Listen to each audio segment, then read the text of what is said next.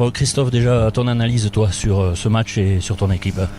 Mon analyse sur le match, on va dire qu'on a bien commencé la partie, un peu en difficulté vu le système de jeu que j'avais adopté en prenant bien la largeur. Voilà, parce que je savais qu'ils jouaient à 4 et finalement ils ont joué à 3 derrière. Fait que nous on avait aussi le système à 3 derrière et avec 2 attaquants. Je pense qu'on a bien contenu cette équipe. On a fait 2 erreurs sur, on va dire, mauvaise appréciation défenseur, gardien, je sais pas trop.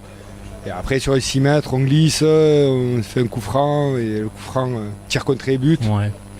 Bon, allez, 2-0 à la mi-temps, comme j'ai dit aux garçons, sur un système comme ça à 3, il faut être dans l'impact. On n'y avait pas trop été en première mi-temps. Seconde mi-temps, je pense que plus de vertu, plus de dialogue et surtout j'ai vu des compétiteurs. Voilà.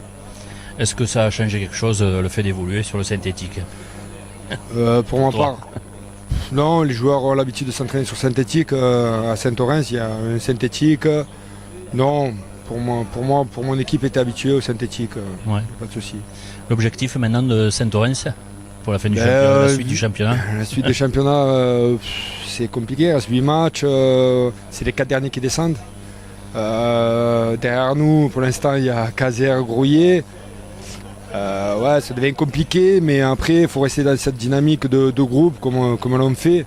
Après, attention, on n'est que Saint-Orens et voilà, on n'a pas des prétentions autres, mais je pense que sur l'ensemble de la saison, on mériterait quand même de rester en R1. Et l'entraîneur, il se sent combien dans l'équipe?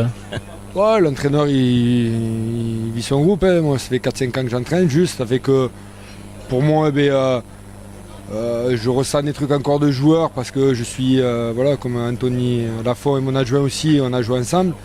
On a le même aspect footballistique, on va dire.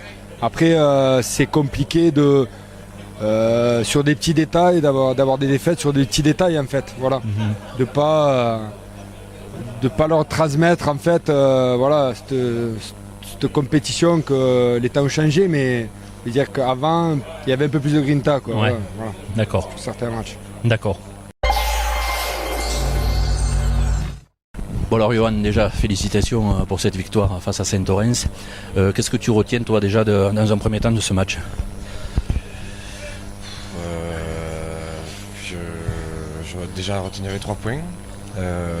C'est sûrement la priorité, on va dire. Et puis après, on a été réaliste en début de rencontre, ce qui nous a facilité un petit peu le match. J'aurais peut-être aimé qu'on soit un peu plus dangereux. Avoir un peu plus de maîtrise, mettre un peu plus aussi d'intensité. Pour éviter d'éventuellement nous mettre en danger, parce que le gardien nous sauve, Mathéo nous sauve au moins une fois. Et ça aurait été intéressant pour nous de continuer d'aller vers l'avant, d'être beaucoup plus dans la maîtrise et l'intensité. Ouais. Jusqu'à maintenant, on n'a pas eu l'occasion de le faire dans les interviews. Justement, Mathéo, l'intégration de jeunes au sein du groupe R1, ouais. C'est une bonne chose aussi. Oui, après, nous, là, on a décidé de faire une rotation. Ça nous permet de voir les jeunes aussi. C'est mérité pour Mathéo.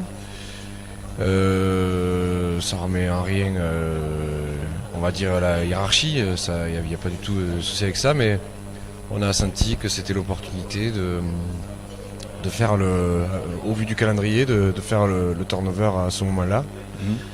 Donc c'est ce qu'on a voulu faire. Ouais. Alors après c'est top évidemment parce qu'il y a aussi Evan Tarrer qui est venu dans le groupe ce week-end. On essaye à intégrer dès que possible le plus de jeunes possible issus du club. Ça fait partie aussi de la politique. Donc c'est super. Alors ce soir, on le sait, Lourdes a de nouveau aussi gagné, ce qui fait qu'il y a toujours 3 points d'écart entre les deux. Ouais. Le week-end prochain, c'est le match en retard. Donc comment tu vas aborder cette rencontre, sachant que en cas de victoire, ça permettrait au club de coller à Lourdes. Ouais. Enfin, sur les tables, sur le papier. Ouais. Non. On se prépare chaque week-end de la même façon en fait. On essaye à être très concentré sur le projet de jeu.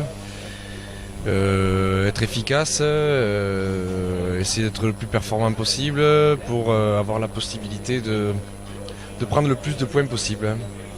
Honnêtement, le classement, plus on le regardera, plus ça nous déstabilisera, ça nous déconcentrera. Donc, non, là, vraiment, tu vois, ce soir, on s'inquiétait sur la qualité de ce qu'on a proposé. Ouais. Je pense que c'est pas suffisant, même si on gagne. Mais voilà, c'est pour te montrer que on est vraiment là-dedans, quoi. On veut être performant, il faut qu'on soit exigeant avec nous-mêmes pour être performant sur chaque rencontre.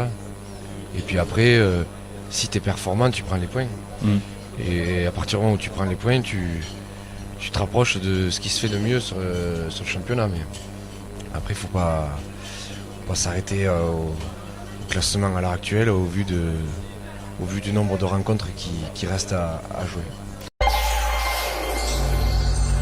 Monsieur Didier Pierre, bonsoir.